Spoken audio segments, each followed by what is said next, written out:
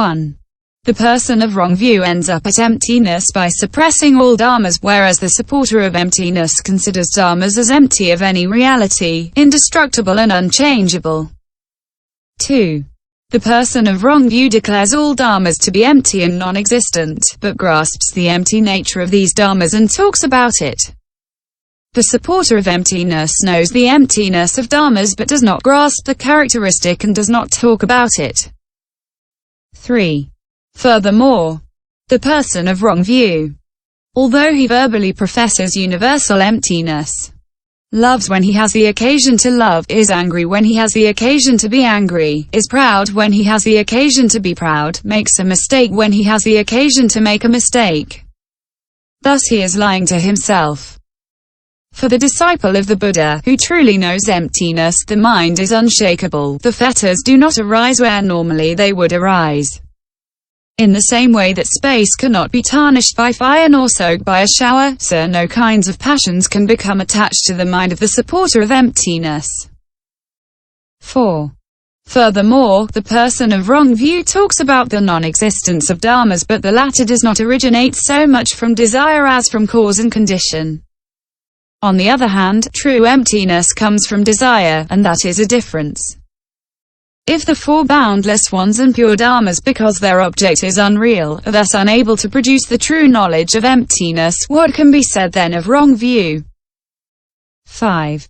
Furthermore, these views are called wrong views. The correct seeing of emptiness is called right view. The person who practices wrong views, in the present lifetime, passes as an evil person. Later he will fall into the hells. The person who practices the true knowledge of emptiness acquires fame in the present lifetime. Later he will become a Buddha. These two people differ from one another like water and fire, ambrosia and a poisonous drug, nectar, the food of the gods, and rotten garbage. 6. Furthermore, in true emptiness there is the concentration of the emptiness of emptiness. In emptiness wrongly perceived, there is indeed emptiness, but not the concentration of the emptiness of emptiness. 7. Furthermore, the person who contemplates true emptiness possesses, from the beginning, immense qualities by way of generosity, morality, and dhyana. His mind is soft and gentle and his fetters are light. Later he will obtain true emptiness. These advantages are absent in the person of wrong view.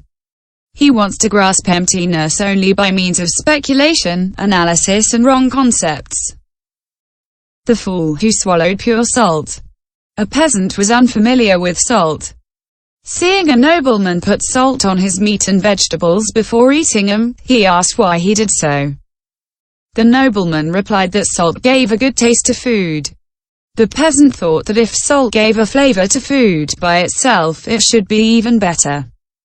So he took some pure salt, put it in his mouth and ate it. But a nasty pain hurt his mouth and he asked the nobleman, "Why did you say that salt has a good flavor?"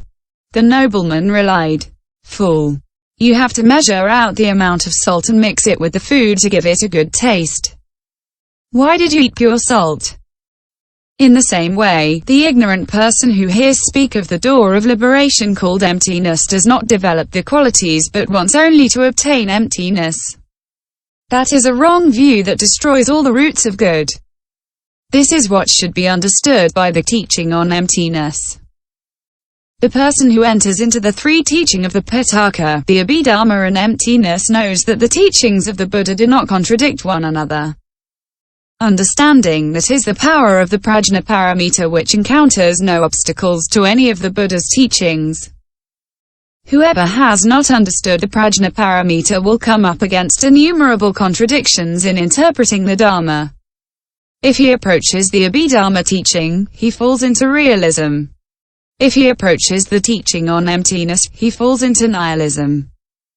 If he approaches the Pitaka teaching, sometimes he falls into realism and sometimes into nihilism. IV. Understanding identical and multiple natures. Furthermore, the bodhisattva mahasattva practicing the PRAJÑÄ paramita while discovering the identical characteristics in dharmas also recognizes their multiples characteristics. While cognizing the multiple characteristics of dharmas, he also cognizes their identical characteristics. This wisdom belonging to the bodhisattva is called PRAJÑÄ. Question. How does the bodhisattva Mahasattva cognize the multiple characteristics of all dharmas and their identical characteristics? Answer. 1. Identical characteristics in every dharma. Existence. The bodhisattva finds in every dharma an identical characteristic, namely, the characteristic of existence. As a result of this existence, a concept arises in regard to each dharma. It is the same for everything that exists. Question. Then how does a concept in regard to a non-existent dharma arise? Answer. If it is declared to be non-existent, it is because the thing exists in some manner. Non-existence. Furthermore, the bodhisattva sees an identical characteristic in every dharma, namely, a characteristic of non-existence. Thus, the nature of sheep does not exist in the ox and the nature of ox does not exist in the sheep. This is so in every dharma. Each one is without the nature of its neighbor. As we have said above, it is because of existence that there is the arising of a concept. The quality of deprivation, of which we are speaking here, is different from existence. Insofar as it is different, it is non-existent. If existence were mixed up with the fact of being ox, the sheep also would be an ox.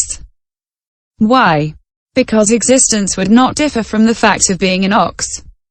Since there is a difference, there is non-existence. And so, in this way, all dharmas are non-existent from a certain point of view. Unity. Furthermore, the bodhisattva sees a unity in each dharma. Because of this uniqueness, the idea of unity arises in respect to all dharmas, and each dharma in particular has this characteristic of unity. The coming together of unities gives the number 2 or the number 3. Unity alone is real. The numbers 2, 3, etc. are false. The fact of being caused or non-caused. Furthermore, the bodhisattva sees that dharmas exist insofar as they have a cause. They are impermanent like the human body. How is that? By virtue of the characteristics of birth and destruction. All dharmas exist inasmuch as they have a cause. Furthermore, all dharmas exist without cause. They are impermanent like the human body by reason of birth and destruction. Because of this birth and destruction, we know they are impermanent. The cause, in turn, must have a cause, and so on to infinity. If there is regressus ad infinitum, there is no cause. Whether they are caused or non-caused, dharmas are impermanent, and the cause is not just one. Thus all dharmas are non-caused. The fact of being endowed with a specific characteristic.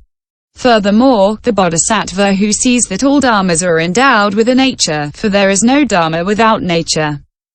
Thus earth has solidity and heaviness as nature. Water has coldness and wetness as nature. Fire has heat and light as nature. Wind has lightness and movement as nature. Space has the fact of not impeding as nature. Consciousness has the imprint relating to each object as nature. Direction has the difference between here and there as nature. Time has as nature the difference between now and previously. Sin has a stupid and evil disposition toward beings as nature. Merit has a pure and good disposition in favor of beings as nature. Bondage has attachment to dharmas as nature. Liberation has detachment from dharmas as nature. The Buddha has as nature the actual unimpeded knowledge of all dharmas. Thus all dharmas each has its own nature. The fact of being without a specific nature. Furthermore, the bodhisattva sees that all dharmas are without nature. Actually, all the characteristics are coming from a complex of causes and conditions.